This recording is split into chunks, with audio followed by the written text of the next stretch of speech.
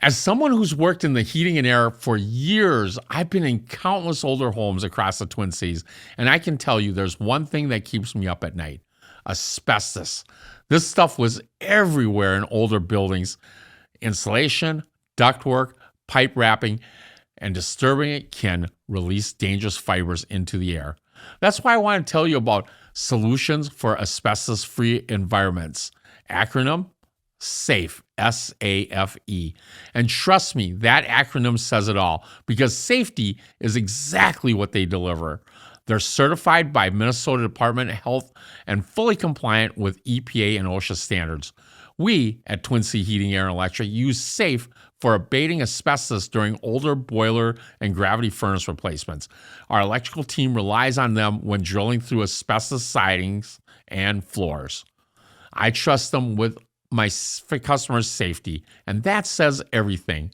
Whether you're replacing that old furnace, renovating, or buying property, SAFE provides professional inspections and certified removal services. I've seen what happens when people skip the inspection and just start tearing into walls. Don't take chances. Visit Asbestos.Services to learn more and schedule your inspection today. That's Asbestos.Services, ASBESTOS.Services, because your safety matters. From working in his family's Chinese restaurant, to bartending, to becoming present-day owner of Twin City Heating, Air, and Electric, my father's true superpower is human connection. Now, he's on a mission to capture the most fascinating stories that make up the Minnesota community. You're listening to the Twin City Tales podcast. Today's guest is Adam Erwin, author of Lessons from Coach and a speaker on authentic connections in an increasingly disconnected world. Adam's journey began with a simple post 9/11 flight that transformed how he saw strangers. Shifting from judgment to curiosity, that moment sparked years of interviews with people on planes, a lost manuscript, personal struggles, and eventually a book that took 6 years to complete. His message is powerful and timely. Genuine curiosity and intentional connections can change everything. Through his rule of one, choosing one person each day to genuinely connect with, Adam is helping people rediscover what it means to truly see each other. Please welcome Adam Erwin to Twin Sea Tales. How you doing, Adam? Wyman, it's a pleasure to be here. Thank you so much for having me. Oh, I'm excited. You know, you and I met, what, God, I want to say 10 years ago. No, more than that. 15 years ago. I feel like you were at my crib when I was, like just being born. I think like we go way back, it feels like. Talking about that though, way back. I would say 15 years about, probably. Yeah, I'm guessing. Yeah. And it was at a business networking group. Yes, it was. But you were born in Indiana, right? I don't recall it, but I've been told. Yes. Okay. And then you actually grew up in St. Louis, Missouri. St. Louis, Missouri, hometown. How was that like? What was that like? It's like Minnesota, just unreasonably hot. It great place to grow up, great family-oriented city, great education in schools, great sports teams. Fun place to grow up. I really enjoyed it. But only after moving away, like here, did I understand that oppressive heat was not a requirement of life. I didn't know until I moved out. I'm like, oh, it doesn't have to be 98 degrees plus crazy humid to play baseball. Right. Like that's not, so it's been very liberating to get out of the oppressive heat and live in a slightly cooler climate with the same type of family-oriented city vibe. Yeah. And I don't care what they say, I'm in heating and air, right? And 105 degrees, 100 degrees is still 100 degrees. They say, it's a dry heat though, and no, it's still damn hot, right? There's no escape. Yeah, hot's hot. Exactly. And St. Louis in the summer is unreasonable most of the time. Yeah. And do you feel like St. Louis is a little bit like Minneapolis for like the culture-wise? Similar. Yeah, just like the Midwestern values type of thing. And care a lot about St. Louis Cardinals, of course, and like there's St. Louis Blues. So, gravitating toward the sports teams. And it's just fun, safe place to be a kid. And I feel like the Twin Cities, for the most part, is that too. Yeah. Yeah. So it's a good place to grow up. For sure. And there's a lot of history in St. Louis, which is really cool. That arch, I always think of the arch when I think of St. Louis, right? The gateway. Yeah. It's an awesome monument, and I think maybe the tallest monument in the country. That you can even ride up into. Yeah, and it's terrifying because if you're claustrophobic, don't. If you're afraid of heights, don't, because at the top, it'll sway like 3 feet to either side. The arch it's amazing that it can stand and that people can go up in it. But it is not for the faint of heart, because you get in like this little pod and it makes all this noise as it kind of goes over and up and over and up 660 feet in the air. It is not a comfortable ride up or down. How long does it take to get up from the bottom to the top? A few minutes. It's not terrible, but I'd rather go skydiving. Because it doesn't sound like it's really smooth going up. No, because it's like up and then over and up and over and up, as you're kind of going through the framework of the arch. Like a step, yeah, steps. Yeah. Interesting. I'd like to find out, was it a pulley system or is it like a, type of hydraulic system that does it? But it's got to be an amazing feat, though. It's amazing. It sounds like it's about to break. Like every single step, it's like, I think we're about to fall. But it is totally safe. But it's astounding and cool and a really neat and landmark for a city. Gotcha. It creates a really cool skyline. But yeah, love St. Louis as my hometown. It's fun to grow up there. How did you end up in Minnesota then? When it was time to look for colleges, I was looking towards something in business. And so Indiana University was on my radar. I was born in Bloomington. The Kelley School of Business there was run about number 3 in the country at the time. The Carlson School of Management at the University of Minnesota was about number 10. And so I loved the idea of going to a big-time business school that also had Fortune 500 companies around it. So the fly in the ointment about going to Indiana University was you're in Bloomington and there aren't big companies around there. Here you've got Target and Best Buy and Cargill and Honeywell and 3M and, all these Fortune 500 companies. It's a big city.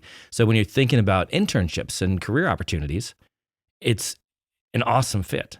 And so for that reason, and the state of Minnesota and Missouri have partial reciprocity for their education. So Indiana was a little bit more expensive compared to Minnesota. So University of Minnesota it was awesome. And you were never, you didn't have any ties in Minnesota before that. Zero. I came up knowing no one. And I'm still waiting for my first invitation to somebody's cabin. Yes. And there probably isn't as many lakes down in St. Louis as there are here. No, but you also have the Mississippi River. Yeah, we got the Mississippi and the Missouri and things, and more rivers than lakes down there. But we also don't call ponds lakes. I feel like sometimes up here it's like, oh, this is a lake. It's like, meh. It might be a big pond. It might be a lake if it rains a bunch, like monsoon season. But I do love the amount of water, the amount of fresh water here, like the whole lake vibe and everything. This is a really fun state to live in. There's no question. Yeah, and from what I understand too, by the time the Mississippi gets down to St. Louis, it's not as pretty, like in the water itself. Don't swim in it. That's what I hear. Even the carp are like, no. Yeah, exactly. There's no fish now there probably because they're just like, this is terrible. Yeah, it's called the Muddy Mississippi for a reason. All the sediment and stuff gets washed down from all these tributaries. Yeah. It's super wide in St. Louis. The Mississippi is super wide and really brown. Lot different from when we see it up here. Way different. Yeah, and the funny thing is, I think if I'm kind of a history nerd and love like Chicago, and the amazing feat was they took the Chicago River and they reversed it because it was supposed to feed in Lake Michigan, but they had so much literally crap going in Lake Michigan, and that's where they were getting their drinking water. So I think early 1900s, they engineered it to go backwards so that all the water started flowing down to St. Louis. Yeah. And I guess St. Louis sued Chicago for it, but Well, and then we just named one of our baseball teams the Browns. So, Perfect. we're like, we're just going to roll with it. So, yeah. So, anyway. any regrets of not going to Indiana or? I don't think so. I love my time at the University of Minnesota. I had an absolute blast there. Made great friends, acclimated very quickly, came to love the city and the culture and the state. So, I mean, this is home. I've been here. I got here in 97. I've been here ever since. And so, no, I can't imagine. I'm sure the Indiana would have been great, but I absolutely love my time at the University of Minnesota, and I've loved it here since. That shows a lot of the character you are, right? You're bold. You're not worried, because I'm sure you had family in Indiana. I have a lot of family, and my parents both had ties to Indiana, to IU. So everybody's assumed that I would go there. And I did get some scholarship money from the Kelly School as well. So everybody was certain that I would go to IU. And I'm like, maybe not. I'm going to go up north instead. And I surprised everybody. But I had a blast from the jump. First day on campus, I'm like, this is home. Let's go. It's awesome. It is a cool campus, I gotta admit. The U is a nice campus, that very nice setup. Cold in the winter trying to walk around, but I think there's a lot of buildings that connect underneath too. All the tunnel system stuff was fun. Yeah, so that's always nice at the U. And then you graduated, I believe, with a finance degree? Yes, that's right. So how did you jump from finance, like having a finance degree, to like writing books? Like, or did you just say, finance might not be the thing for me? I got to the end of the curriculum. I remember being a senior in college, and I'm like, you know what? The biggest thing I've learned about finance is that I hate finance.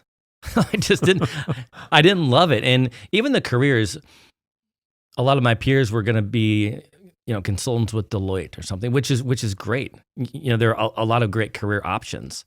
None of that really interested me.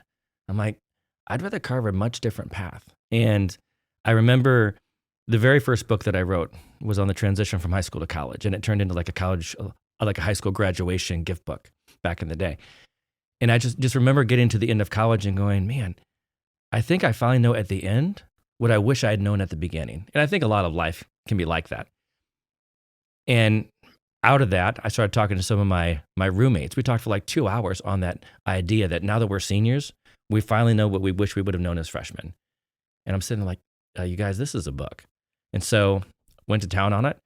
And in 3 days, 128 pages just fell out. It wasn't like 3 consecutive days, but that book wrote itself easily. And I was like, well, this feels like something that is a natural talent and passion of mine. I'm going to go that direction. So I did. Wow, you had to go to 4 years of business school to figure that one out, huh? But don't question the path, though. What the Carlson School did for me is they helped me to both develop and refine a very good analytical skill set. So I'm an analyst of sorts, just not in the finance realm. So I still use all of the tools that I was equipped with, just in a different way than I imagined. That's all. Yeah. How did your peers or even your parents think about that after you said, I know I have a finance degree. I've decided to just go a completely different direction? I think I would say my mom was probably supportive of, hey, chase a dream if you feel like this is what you're supposed to do, like what God has for you. I think my dad wanted me to avoid what he thought might be pain if it didn't go well. Take the straight and narrow, take the path that's going to provide the consistency that I want you to have. Because if it's ups and downs of writing books and trying to be entrepreneurial at all, that might be really painful. And I don't want you to have to experience and walk through that pain. So I think it's not like he wasn't supportive. It's just that he wanted to help me to avoid any pain that he didn't feel I should have to walk through. Right. And I mean, the entrepreneurial road is it's up and down, and it's not for the faint of heart. You got to have a strong stomach. And so I can appreciate looking back on my dad was apprehensive because he just wanted a safe, good thing, and I'd lined up a good degree. And so following in his steps would have been to take a job in the finance world. And I think that he just like there's nothing wrong with just making good money and all that. But life's too short not to follow a passion, in my estimation. That's fantastic. Like, well, if I was like, I kind of feel like being a parent, you just want your kid to be happy. And if I hope I presented the right message. When the kids got older, I felt like I should just let them chase their passion, right? But then there was a point when Dan, who is my son, who works the cameras and the sound here. Yeah. That guy there? Yes, that guy right behind you. Can't see the cameras can't see him right now, but I feel like there was a certain point when he was in college that I kind of tried to influence him finish college, right? And do I have any regret with it? Maybe a little bit, because I feel like sometimes he might not be 100% happy in what he's doing, but I think he's figuring it through, if I believe, hopefully. But I noticed there's some passion that he has in certain things that he really enjoys doing, right? Because he really think, Dan, you wanted to be an audio engineer, right? Of some sort at one point. And this has kind of created that space for him. But then he's very analytical and he's very, very consistent with how he looks at things. And I think you need all that to do what he's doing now as a marketing director for us. Right. And I just want them to be able to kick keister and feel really good about what they're doing now, rather than, I think the new advice I would have, not just choose your path, but really choose a passion that you want to go down. Right. And that's the key. Well, and vocation and passion can be different parallel paths. You don't have to have they don't have to be combined. You can have your job, you can have your vocation, and that pays the bills and keeps the lights on and makes sure you're fed and all that. And then you can have your passion, parallel. Like they don't have to be the same. I go for it in a way that's I'm not afraid to fail, and that really my risk tolerance is probably higher than some people are comfortable with. I'm willing to go for it, bet on myself, believe that God's going to help me, and so. Therefore, my risk tolerance, my risk profile even is a little different than most people. But I do think that the worst question that I've ever heard in a job interview is, where do you see yourself in 5 years? Because no one's ever gotten it right. Things change. And like with AI and stuff, things are changing so quickly. We have no earthly idea. Being adaptable and being able to wake up each morning and go, you know what? I'm going after things in life in a way that I'm proud of. And by the time I'm 80 and I can look back, I don't want to leave any potential on the table. I just want to see what my best looks like, so that by the time I get to 80, I can look back and go, oh, I gave full effort. I gave my best. And you just let your best do the rest. Yeah. No, that's really good advice. Going back to your question about when they say, because we ask that in our interview process all the time too. 5 years. The worst question I've ever heard. You're like, oh, well, that's what we. And I've always wanted to try this, and I've sat in a lot of interviews with potential employees or team members, I like to call them, and nobody's ever said this, but I've always wanted to try this, and I should just go to an interview and see a job interview and try this, but I always wanted to hear somebody say, when that question is asked, go ahead, ask me that question. So, Wyman, where do you see yourself in 5 years? Celebrating my 5-year anniversary working right here. In 5 years, I'm in your will.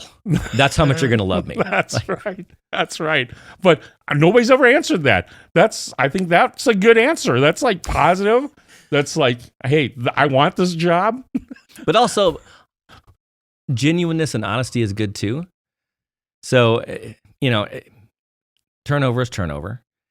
And so I think people want to be equipped with a skill set, join a team in a work environment that's fun, and not worry so much about 5 steps down the road. But it's I just want to come alongside, get this job, pay my bills, do my best for you, But thinking longer term, I think, is harder now than maybe ever before. Yeah.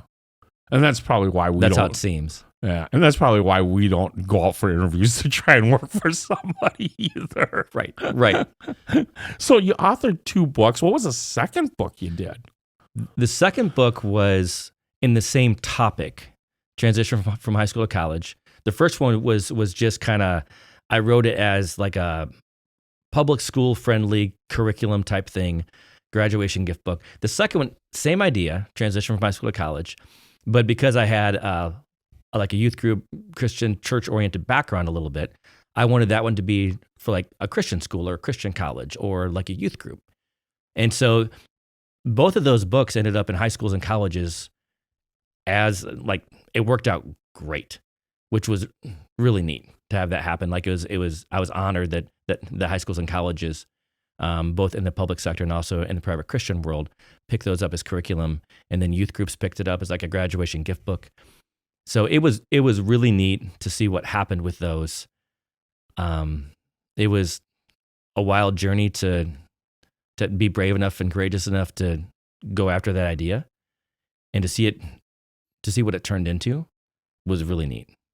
And that's what inspired me to kind of keep the idea of writing alive, even during a pretty long dormant period where I didn't come out with anything.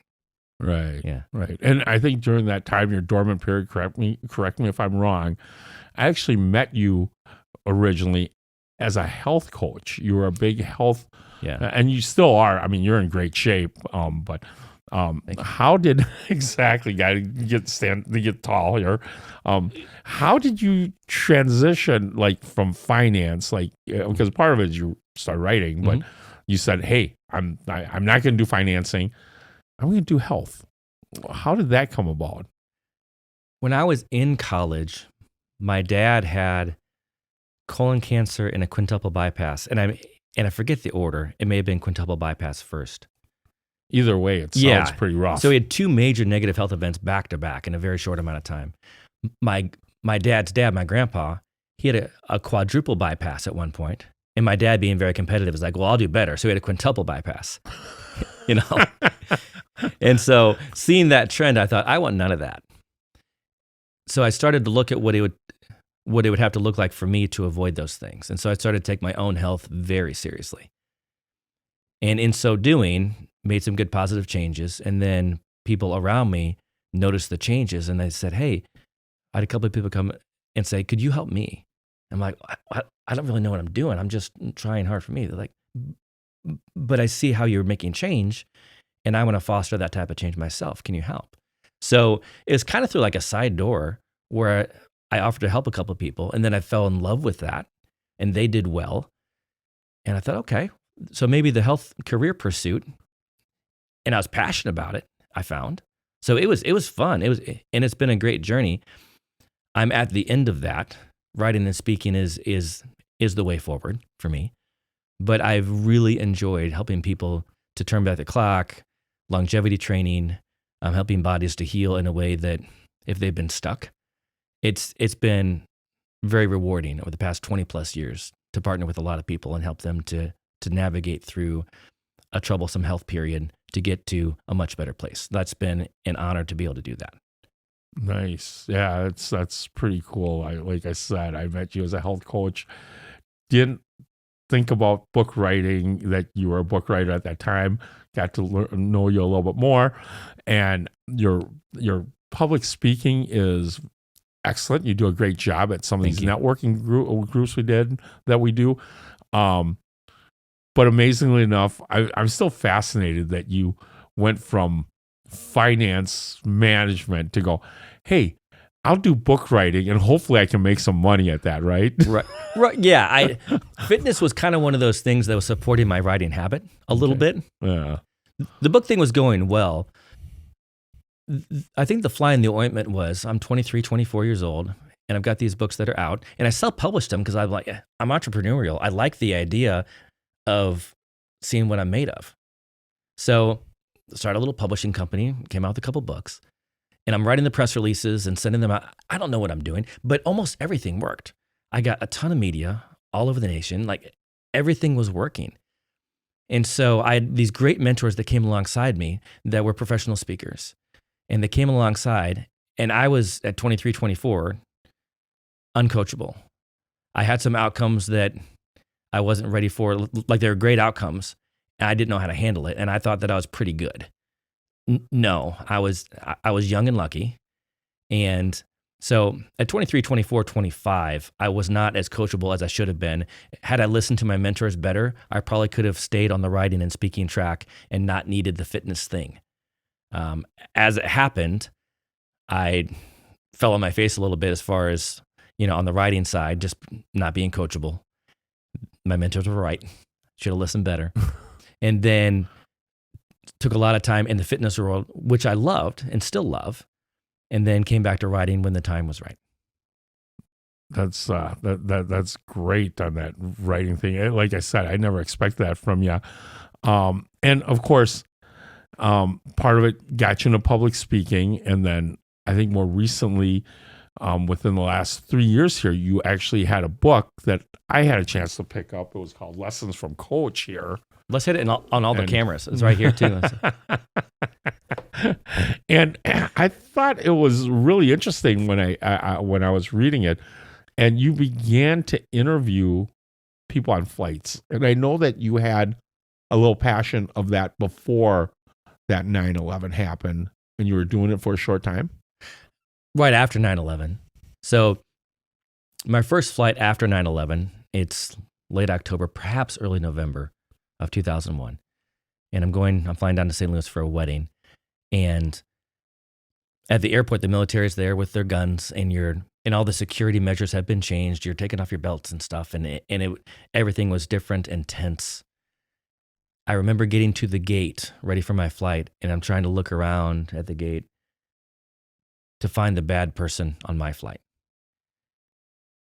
And I felt like in that moment, my love for and curiosity of people was stolen from me.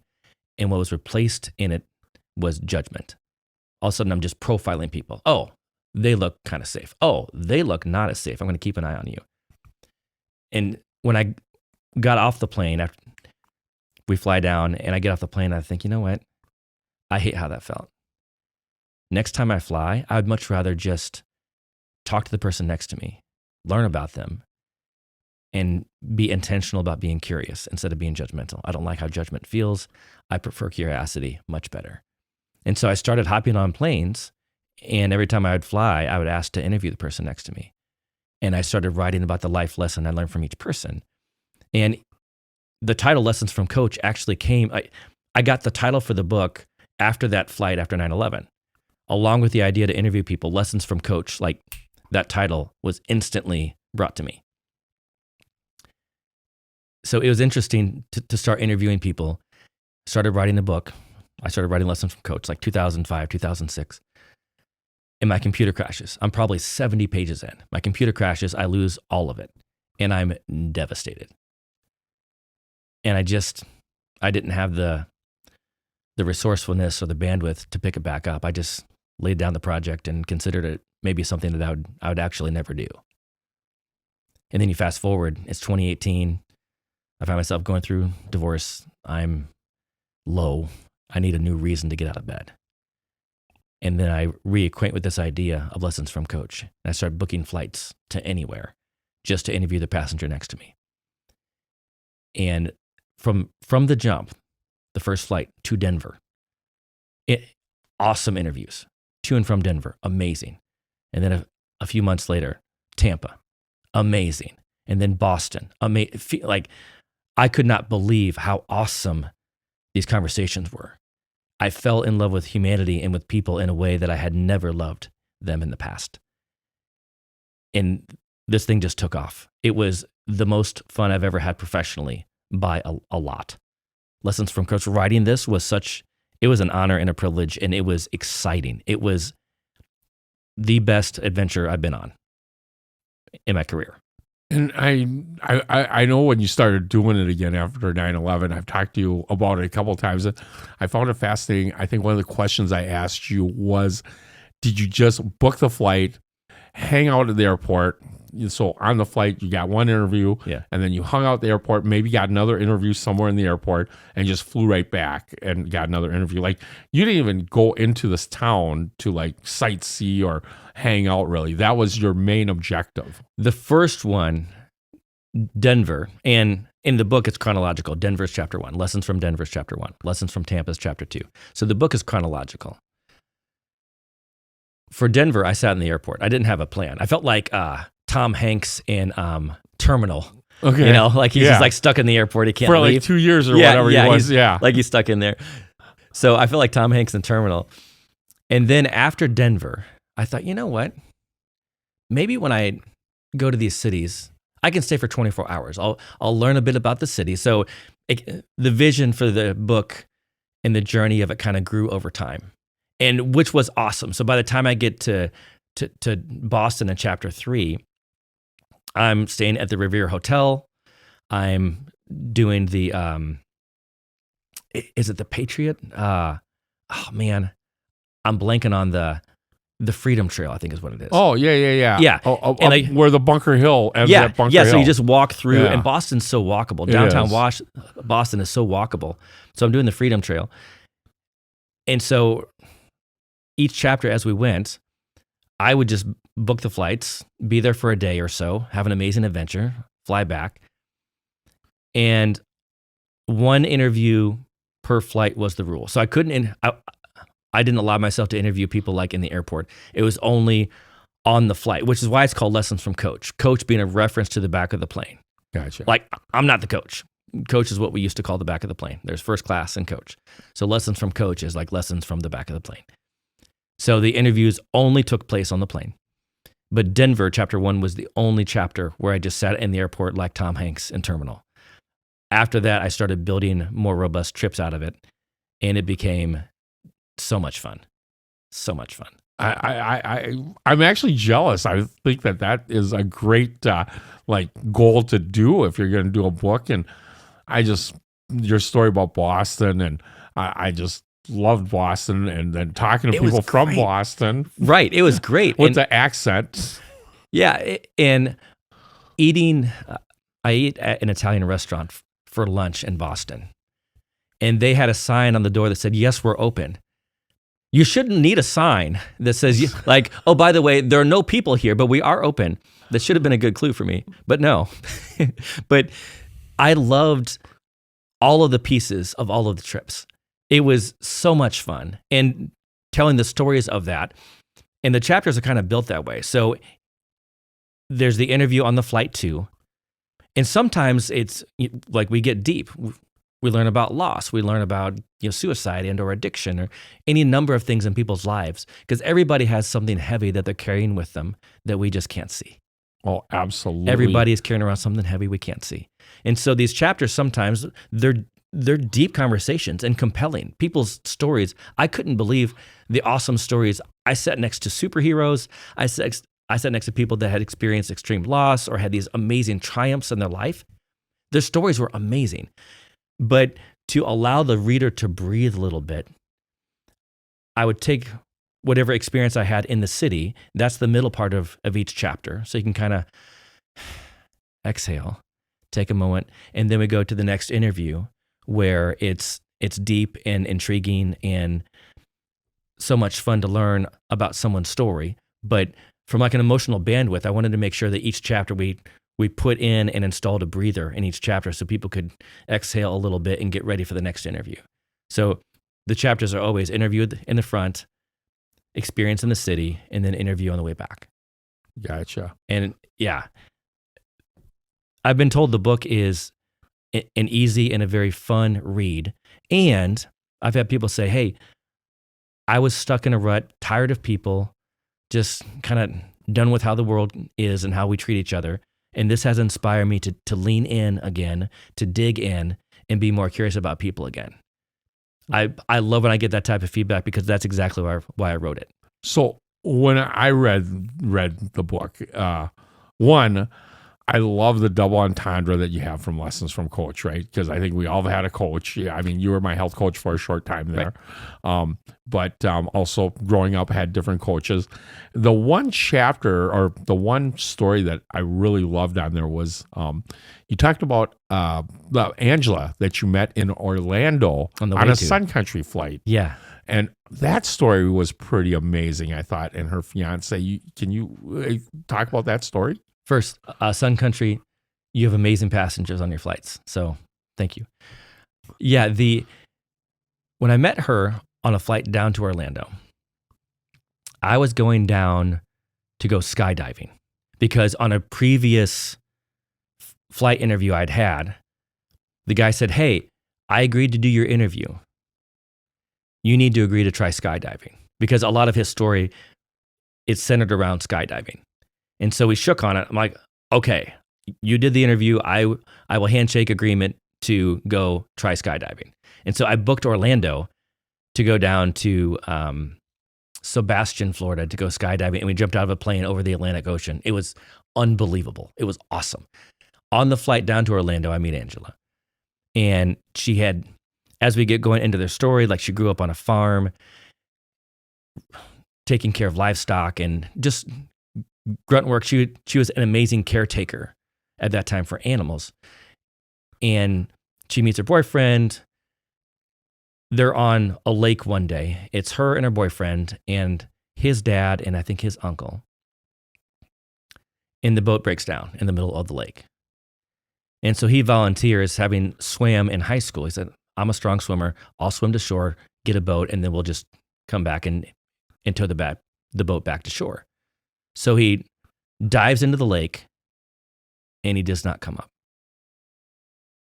And his dad is like, "This isn't funny." And so the dad jumps in and finds himself on a sandbar that his son did not see. And he finds his son's body, pulls it up lifeless out of the water. And he dove headfirst into a sandbar, went instantly paralyzed from the armpit on down. He can move like 2 fingers. That's it. And so Angela, I think they're about 5 years into dating at the time, maybe. She could have walked away. Understandable, she does, of course. But she doesn't. And she sticks with him. And they're married today. They have a little hobby farm, which is awesome. But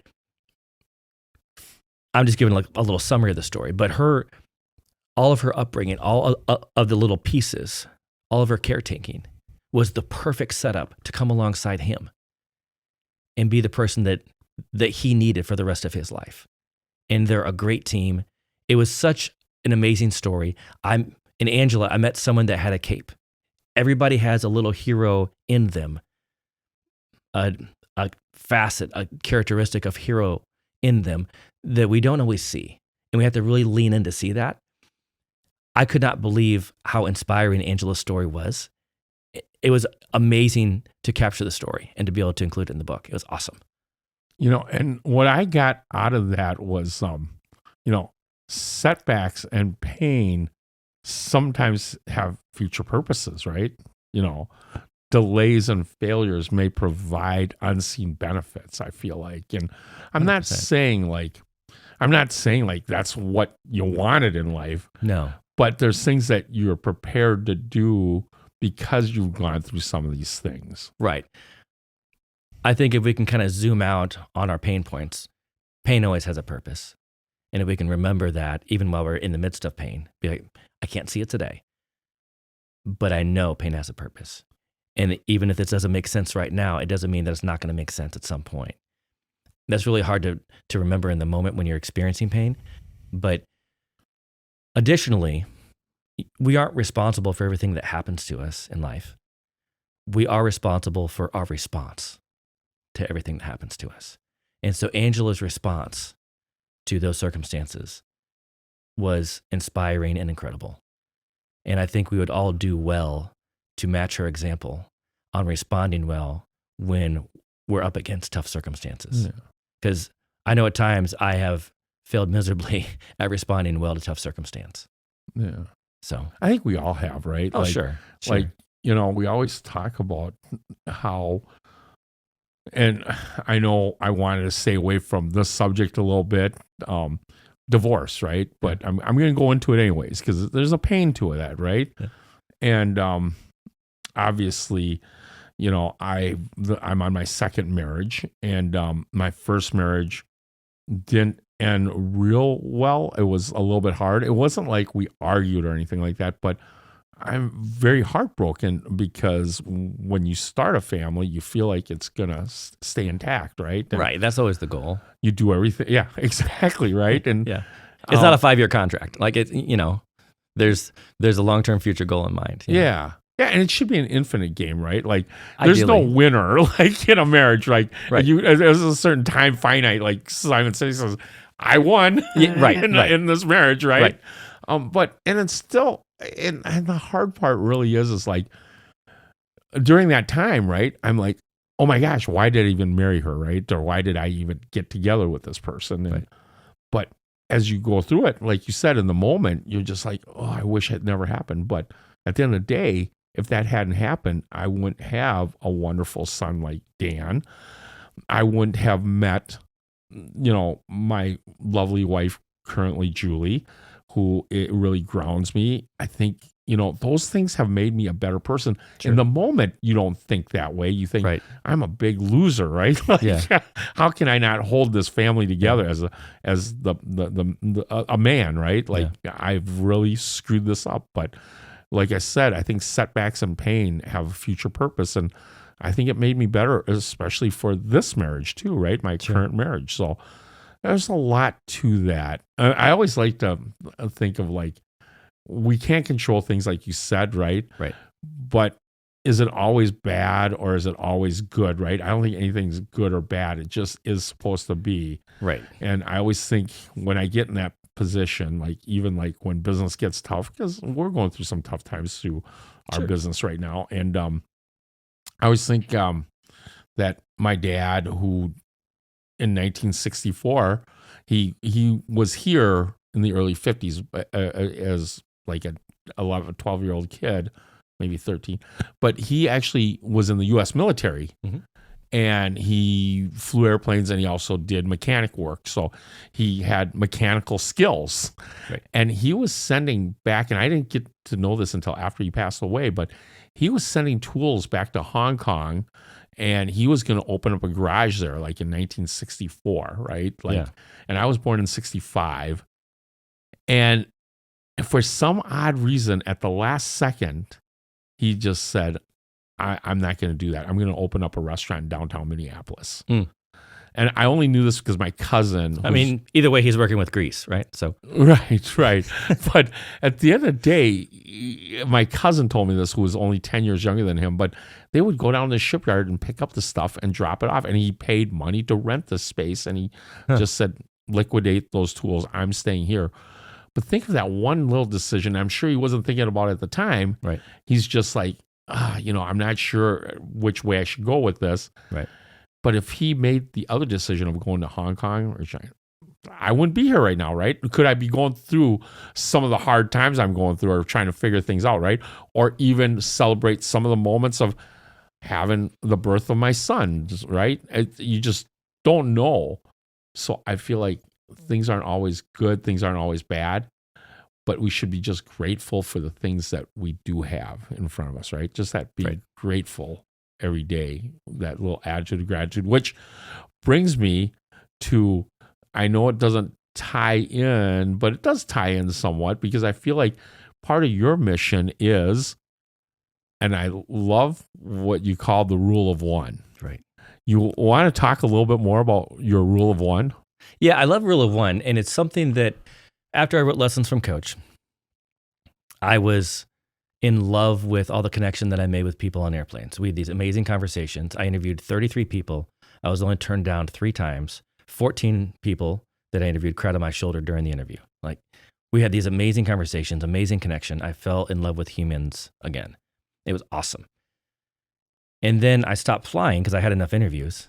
And I thought, what a buzzkill. I want these same type of connections on dry land. Like I don't want to have to like book more airfare to have this type of interaction with people. I'm addicted to how it feels like to have meaningful connection with people. How can I accomplish that in my everyday? So one of the things that I came up with is something called Rule of One.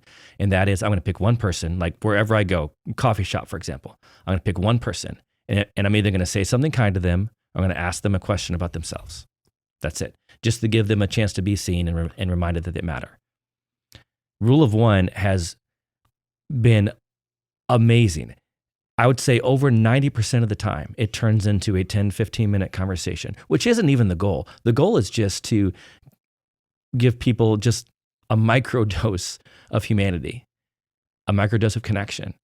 But because we're so hungry for it, we're connecting less with people. We've chosen convenience at the cost of connection. You know, we get a Starbucks on the app. We can walk into Starbucks, not talk to a soul, get our coffee and get out of there. We can have, Target or whatever, put groceries in our back seat and we don't have to go into a store. Or we can just do like the self-checkout lane. All of our touch points with people, we are down on people reps by a lot. We're down with connection and we've chosen convenience, which has meant that people are so hungry to actually be seen and reminded that they matter. So what Rule of One does is it positions me to just be in front of a person that has been placed in my path and give them a chance to be seen. The stories from that have been amazing. The connections, it is so inspiring when I get a chance to talk with people and then they just go, oh, you're giving me a chance to be seen. And then I get their story. It's awesome. And so, Rule of One has been transformational. It's something that I now do every single day, wherever I go. I love that. That's a fantastic way to look at life because you truly are making a difference in some of these people's lives, right? Like, that's huge. Yeah, it's been amazing. If I could share one. Absolutely. So the book was about to come out. This is last November. And I had like a mock copy, like it looked just like this from the printer. And I was going through it just to make sure that everything was how it needed to be from like a specs standpoint. So I walk into, it's a Caribou coffee. I walk into Caribou. Hi, Caribou. I walk into Caribou and I get my medium vanilla white mocha, which is in the book. I did a medium vanilla white mocha before every single interview. So it kind of gets me like nostalgic and like in state to work on book stuff. I get my coffee drink and the lady at the table next to me, she's got a drink and she's kind of, sipping it like as if it's her favorite thing in the world. And I just said, hey, I see that it looks like you really love whatever it is you're drinking. Can I ask you what you're drinking today? That's it. Just ask her a question about herself. And she goes, oh, it's hot chocolate. I said, oh, well, you're so enthusiastic. Like, do you have a certain way that you ask them to make it? And she gives me 5 minutes on hot chocolate. And then she goes, this is my winter drink all winter long. I said, well, if that's the winter drink, then what's the summer drink? And she, oh, it's lemonade. And then I get 5 minutes on lemonade. She was into it. And it was great. And then she goes, hey, what are you working on here? Like, what are you drinking and what are you working on? And so I tell her, I'm like, yeah, this is a book that I'm working on. And I just give her a quick synopsis of the book. And she goes, okay, I have a question then. Do you ever hear from or stay in touch with anybody that you interviewed? And I said, yes. In fact, last night I got a text from one of the guys from the Seattle chapter. I said, his story is crazy because when I met him, he was just a few hours out of rehab for cocaine and alcohol. And you would never know. The guy was personable and like he was charismatic and fun and sharp and like an awesome guy. You would never know until he tells you that that's what his circumstance is. And then when you trace back his story, his drug use starts. He's in 7th grade. He's sitting in school. A school counselor comes in, pulls him out of class to tell him his dad had just committed suicide. And the pain of all that started his drug use. And if I'm dealt that same hand in life, I'm not sure I'd do any better than him. Like, that's hard. As I'm sharing this story, she's like, and she goes, my dad committed suicide. And I said, oh, I'm so sorry. And she goes, it was 20 years ago and it's been hard. I said, well, can you tell me about that? And so she probably gives me like 20 minutes on like her journey and her process. And she said, when it happened, everybody's there, like, I'm here to help. I'm here for you. but you don't know what to do or say. And by the time you figure out what you need, everybody's gone. And she said, I never get a chance to talk about this stuff. And she said, this is such a gift, just getting a chance to talk about this today. She's like, thank you so much. Because I asked someone a question about themselves. I've had so many stories like that. It's bonkers. Just giving people a chance to be seen and reminded that they matter, a micro connection point, has been transformational. I'm in love with Rule of One. It's awesome.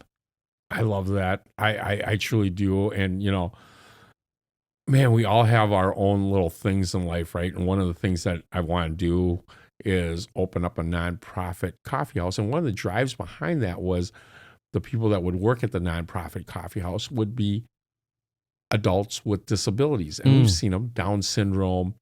They're, higher functioning sometimes. But at the end of the day, what I've found out is because of my brother-in-law, Julie's brother, he is a very low functioning Down syndrome, with Down syndrome, right? And from going to some of these things, helping her out and meeting these other people that live in these spaces, like Homeward Bound or Love Homeward Bound. Right. Yeah. You just realize people are just people. They just want to be loved, heard, and respected, right? Just talk to them like normal people, as opposed to when I was younger, I didn't realize like when you go to McDonald's and there's somebody with Down syndrome and they're on the spectrum and they can't speak that well and they go, hi, how are you? And you can't really understand them, but you're like, ooh, do I need to stay away from them? You know what I mean? But that's that younger me, right? And after you start learning, you're like, and that's what I really got out of it is like, people just want to be heard and loved, and understood. Yes. I think everybody kind of has that universal need, but also everybody has disability. Yeah. Just some people's disability you can't see. Yeah. I mean, I've got disability on the inside. I grew up with a massive speech impediment. I couldn't answer the phone. I couldn't say the word hello. Man, you're pretty good these days, especially with your speaking. So yeah, if 10-year-old me knew what was going to happen in the future, when I get on a stage and I speak to a group, I'm calm, I'm confident, I feel so much in control of word pace and word usage, and I feel like fully acute, functional, ready. I feel like I'm walking into like my purpose-driven identity when I get a chance to speak.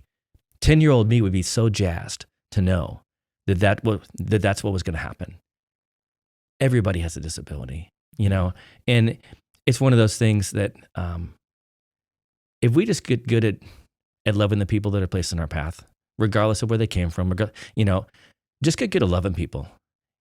They don't have to be the type of people that are like us. They don't have to have our same political views. They don't have to have our same type of religion. They don't have to have our same type of ethnicity. If we can just get better and more comfortable with just showing love to people that are in our path, I think that's how we get somewhere, particularly in this country right now. Oh, God. Like, let's just do more of that. We need it more than ever. I have to agree with you there. And with that, getting a little heavier, going to be a little more emotional about this. Right. We should take a break. Sounds good. We'll be right back. Anoka Meals on Wheels, a nonprofit organization that I proudly support, delivers more than just nutritious meals to seniors in our community. They deliver connection, care, and peace of mind. Their volunteers don't just drop off food. They check in, share a smile, and ensure our neighbors know they're not forgotten. I know because I am one of those volunteer drivers. Help us keep serving those who need it most. Visit mowanoka.org to volunteer, donate, or learn more about Anoka Meals on Wheels. Nourishing bodies and spirits, one meal at a time. Tired of lugging heavy bags of water softener salt from the store? Twin City Heating, Air, and Electric now delivers premium water softener salt right to your home in returnable, reusable 20-pound containers to go green and light it up to save you from injury. Serving the north suburbs, we're your neighbors who know how hard our water is. No more running out of salt and dealing with spotty dishes and stiff laundry. Quality salt Reliable delivery, local service you can trust. Because at Twin City Heating, Air, and Electric, we don't just keep your home comfortable, we keep your water soft and your life easy. Twin City Heating, Air, and Electric, now with water softener salt delivery. Call today or visit us online. Hey, if you are enjoying this show, we'd really appreciate it if you could take a second to hit that subscribe button. It helps us reach more listeners. And if you really are feeling extra generous, leave us a rating. That would mean a lot to us. It only takes a minute, but it makes a huge difference in helping other people discover the show. You can find us wherever you get your podcasts. And don't forget to follow us on Facebook at Twin Sea Tales for behind-the-scenes content, episode updates, and more. And now that we're back from our break with Adam, we have some surprises for you from your mom. Oh. We have some pictures. Okay. She's very loving. Mm-hmm. She sent some really cute pictures. Oh, boy. And there are some I hope she didn't send. I'll say that. I don't blame you. This might be one of them. Oh, no. Oh, no. Because this one is actually really cute of you. And I believe for you audiences out there, Adam looks like he's about 4 years old, maybe. And kind of looks like the Bobbsey twins are doing something. Like, me and my sister. Like a toga party, even. Yeah. So she's got like a summer dress that has a watermelon on it. I think mine also, I've got a little, I don't know, onesie looking thing apparently, with also like a watermelon. We're probably 3 and 5 or something like that at the time. Yeah, we had a lot of fun growing up. Karen, she's great. She's my ride or die. She's awesome. We talk several times a week to this day, and she's my number one supporter and defender. Like Karen's great. Sibs are awesome, aren't they? Yeah. Most of the time. I mean, Karen's been great almost all the time, but like you hear stories, I've been really blessed. Some people, they get ruined by drugs or alcohol or just, bad life choices or whatever. So I've been really blessed to have a sister like I have. Well, talking to your mom a little bit, I mean, she did a good job raising you guys. You guys seem to be really good people. So, and just knowing you. She was a really intentional, like she showed up every single day to be a mom. And it was evident. We felt loved. We were taken care of. She was very consistent with us. She did a really good job of showing up every day and giving us her best. She was great. It's great. So the next one is you probably a little bit older than the previous picture, but not much. I'm thinking about 5, maybe 6. And you are looking very Bobby Knight-like with an IU sweater on, a red sweater. Yeah, this is when my chair throwing started. No, that's a Bobby Knight joke. That's right. I've got the IU, and I'm not sure if it's this one. I don't think it's this year. My sister, on picture day, one year, we're getting ready. I'm doing my hair. Apparently, she thought I was taking too long. And she takes the toothpaste and puts it in my hair. She put toothpaste in my hair on picture day. That didn't go well for her. Like, my mom was severely displeased. It may not have been this year. That may have been like the next year or so. But yeah, I've got the IU red sweater. I could have been, like an admin assistant, at the end of the bench for Bobby Knight and Company back in the day. Right. I did love Indiana basketball. That's for sure. So that's. Well, you graduated in 90 high school in 97, spring of 97. So you were well after the Steve Alford. Steve Alford was 87. Yeah. So mid 90s, and Indiana was a powerhouse for a while. They had like Calbert Chaney, Damon Bailey, Alan Henderson, a lot of those guys, and they were consistently top 15, top 10. They had a Final Four run. And Bobby Knight didn't leave Indiana until about maybe 2000 because of the Neil Reed thing. Yeah. But he got a lot of bad rap for that. He really, and understandably so, he was acting out in a way that wasn't a fit with how the culture was at the time. But what I really appreciate about him, he graduated a ton of players. He never had any NCAA sanctions. So he played by the rules.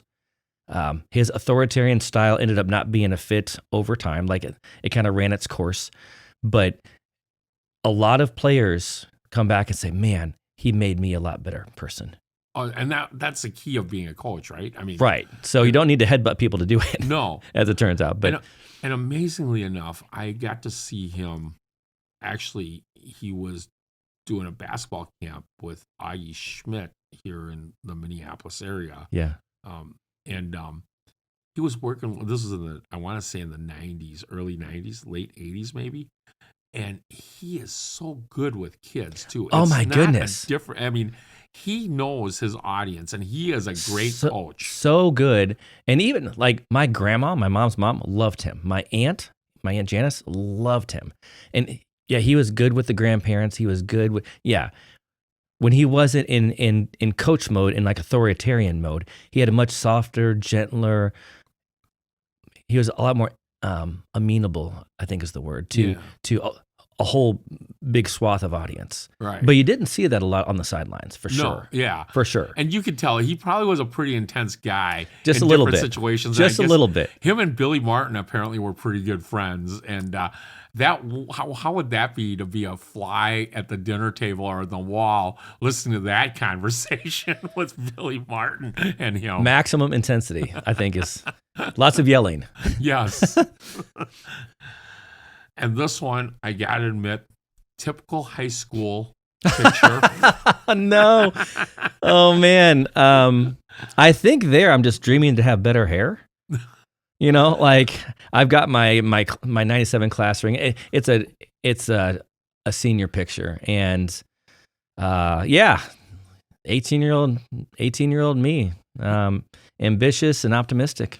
You know, it's kind of funny. I saw that and I said, yeah, that's immediately a senior picture. Yeah. And it's so funny how the different generations have evolved with it, right? Like our day was like, you wore a suit and tie and you looked really good. And then like just right after that generation, people were wearing their leather jackets or holding something that they were really interested in. Right. And then I think it got back to, hey, let's be a little more professional and casual. Yeah. But now it's like they're doing more crazier stuff again, right? Like it's wild and it can be fun. Like, you go on social media and you see like all these parents posting, photos of their kids over time and stuff. And it's really fun on social media to watch families grow over time. And that's really cool. But yeah, the senior pictures that I see on social media from time to time from because a lot of my peers have kids that are around high school age. It's amazing. Even just like the athletic photos, like these football players, all the like sports photography stuff is incredibly creative now. It's cool. It's like, where was that when I was in high school? It's just me kind of holding the ball, Exactly. Like that's the action shot. It's like I'm holding Spalding. That's it. It is pretty funny how everything's evolved now, and that is really cool. And the last picture, and I really have a good question, a follow-up question on this one, a couple of them actually, is there you are again. And I'm not sure if that was high school or after high school. It's probably... It's you with the dog. Yeah, that's Toby. Toby was our family dog. He's a miniature schnauzer. He was the best. Based upon me wearing the hat, it's probably mid-high school. That's what I would say. Yeah, okay. That's my guess. And again, Indiana University. Yeah. I am so surprised that you didn't end up at Indiana. Everybody was. I think the Vegas odds, like somebody made a lot of money if they bet on Minnesota, because the Vegas odds were severely in favor of me going to IU. So me and Toby, he was a great dog. So good. So at the end of the day, Hoosier football or Gopher football? Gopher football, unfortunately, because right now Hoosier football is amazing. They are number 3 in the country or something. Gopher football, just because that's where I went, and it's frustrating. But now I feel like a real Minnesotan because I've been through a lot of years of tumult and sadness, and so I feel like I'm truly a Minnesotan now because I root for Gopher football. And I knew you grew up as more of a basketball fan. So yeah, Hoosier basketball or Gopher basketball? It has also gone to Gopher basketball, which same outcome. It's maddening and saddening sometimes. Yeah, just like that's where I went to college. And, I actually tried to walk on to the Gopher basketball team. Oh, back in 97? It was right after 90. the Clem Haskins. After the Clem. I was just trying to think of the Clem Haskins. So they're on probation. They lost scholarships. They're like, we need people. Yeah, I'm like, never recovered from it. It doesn't seem like. It doesn't seem like it. But yeah, so so Gopher basketball. Indiana basketball hasn't been too much to talk about over the past probably 10 or 15 years anyway. Yeah. But I would love to see the Minnesota programs do well. But until they do well, they're not getting my money. Like, I gotcha. Show me that it's a worthy investment, type of thing. And I hate to say it, the Clem Haskins days, those basketball players were incredible. They didn't know the word quit unless Jan Yangelhoff wrote it for them. That's right. In their papers. And seemingly they needed all the words written for them. But hence all the problems they had. But those teams played really hard. Quincy Lewis and Kevin Clark and those guys, and even going further back. Yeah, those Lewis and Clark years, I was just getting here. That was fun. Yeah. Well, I go back to, I hate to say it, the Kevin McHale days and Jimmy Peterson, Trent Tucker. Oh, yeah. All those guys were good. Daryl Mitchell. Yep. They were, that was like early 80s. I want to say Michael Thompson. Wasn't Vashawn Leonard a Gopher? Yes, he was. He put it to the Hoosiers one year. Minnesota won by about 30 or 40 in a Big Ten regular season game against Indiana at the Barn. And Vashawn Leonard went bonkers. And Bobby Knight just sat like he was just steaming mad, just sitting there. I can see that. The Gophers wiped the Hoosiers off the court. Going back to Bobby Knight, too, I still remember after that whole chair throwing incident, the University of Minnesota, I don't know, by the time you were there, they probably didn't do it anymore, but they used to have the chair throwing contest before the Indiana games after that had happened. Well, but well earned. He deserved it. When you do something that's that memorable, you might have some pushback. God, there's been some really good memories in basketball, even going back to the 70s, because I don't know if you knew this, but Dave Winfield actually played for the Gophers also. He played everything. He did. And that's... Wasn't it like 3 sports? Yeah. Hockey, or not hockey, basketball. Four sports. Pickleball, probably. Football, baseball, and basketball. Yeah. But I always remember, I think you can YouTube it. He was on the basketball court, and he's helping a guy up from the opposite team. I want to say it was Iowa or somebody like that. Maybe Indiana. He's reaching down, and as he helps him up, he knees him right in the groin. Bench clearing brawl right away, right? He created that, which was interesting. That's a certain brand of sportsmanship, Yes. So going back, what would you tell your mid-high school self if you can go back in time and give him some advice right now? If I could speak to him, I would say learn how to get good at waiting. Learn how to get good at waiting, because a lot of the best things in life take more time than you think. Any dream that you want to chase, it's going to be harder than you think. It's going to take more out of you. It's going to require more of you than you ever thought. And there are going to be seasons of waiting that are tough. So I would tell him to learn how to get better at waiting, because there's a lot of waiting in life. That's what I tell him. I think patience is sometimes a really good thing to have. Yeah. I hate to say it, I don't have a lot of patience, but that's got me in some trouble. Patience is learned and patience is earned. Yes. It's almost like discipline. I think patience is a muscle. Yeah, that's a good point. That's a very good point. So, following from that, if you can look back at yourself today, 5 years from now, what do you think your advice to yourself would be at that time? Or what would you think of yourself, and what direction are you going after all this, with the new book and everything? Sure. What direction are you trying to take? I think in 5 years, if I could look back in 5 years and say that I put in all the effort and the work, and that this turned into the opportunity to speak to as many groups as possible about how to see more value in the person next to you, and about how to find ways to build more trust, how to create more meaningful connection. I this is becoming my life's work. And in 5 years, if I could have it be the case,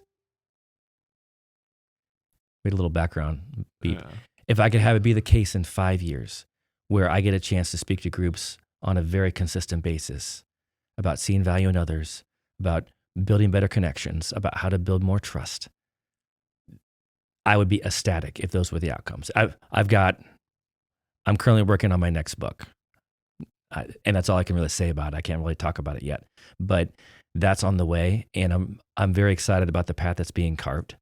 It's a very fun time to be doing what I'm doing, and the journey and the path have been great.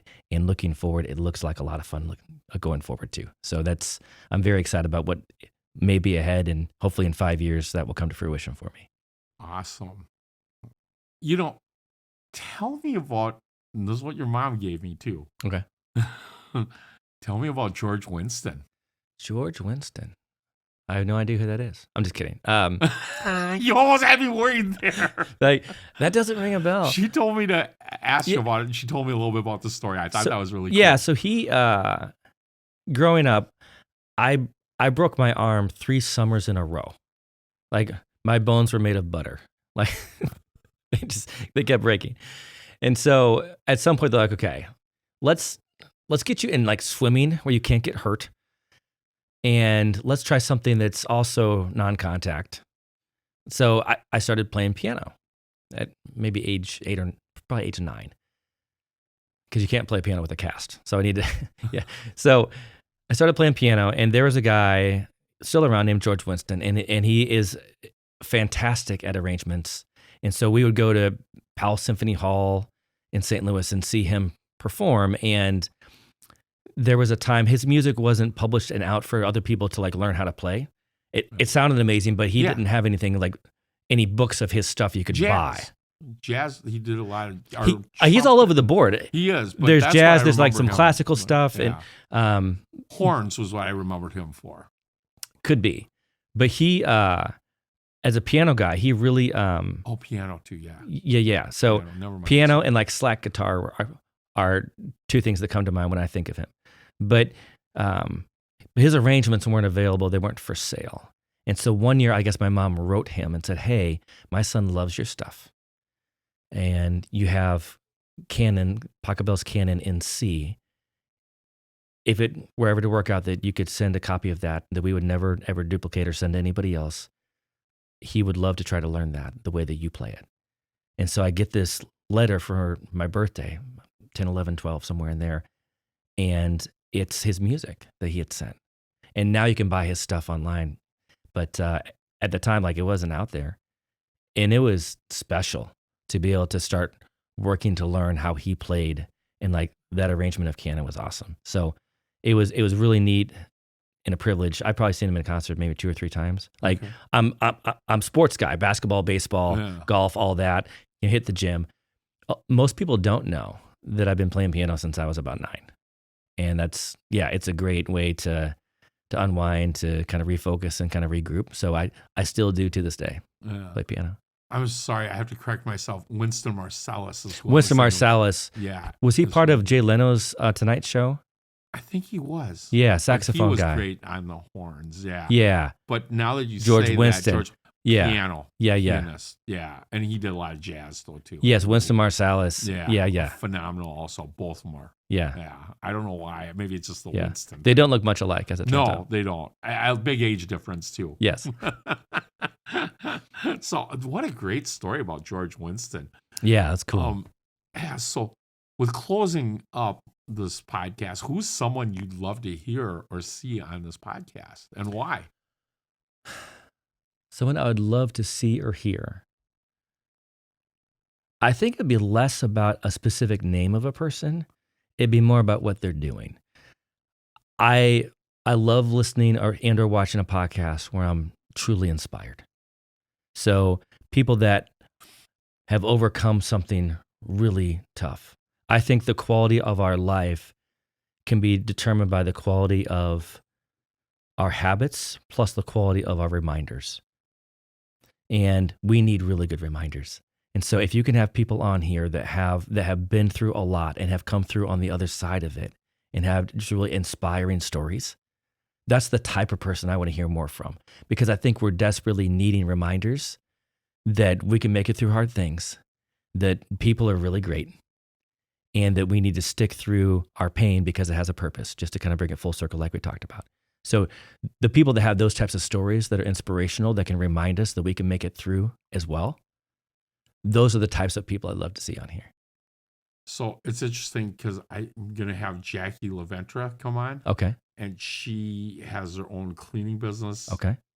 And she has gone through like some really rough. She was in the military, but she also had battled Hodgkin's. Oh, like non-Hodgkin's lymphoma, perhaps? Yeah, something like that. Or Hodgkin's disease, and either. She's still young. And so she's gone through a lot. So that might be a great one to have on. Things like that. People that have been to battle.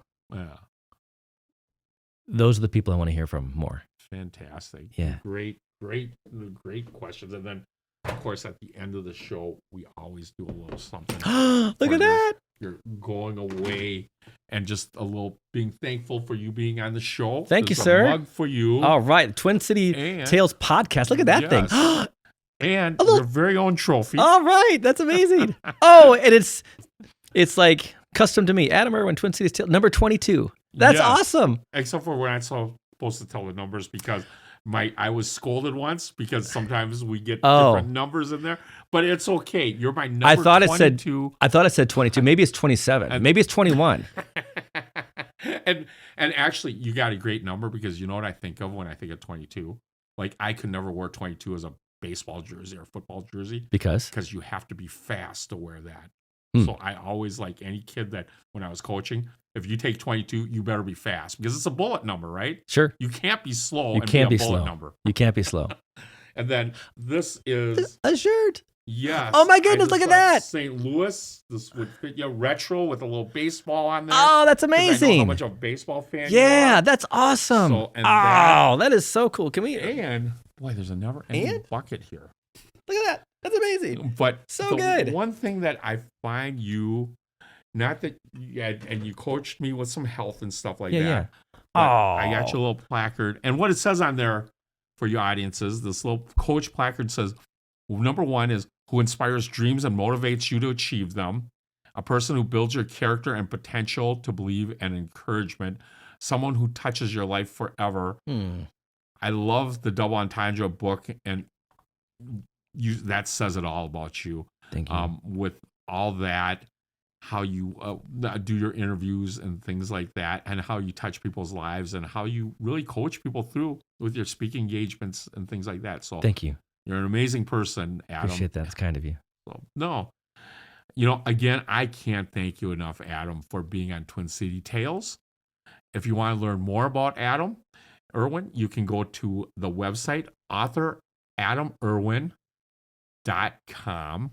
Again, that's author.adamerwin.com. And don't forget, Erwin is spelled ERWIN.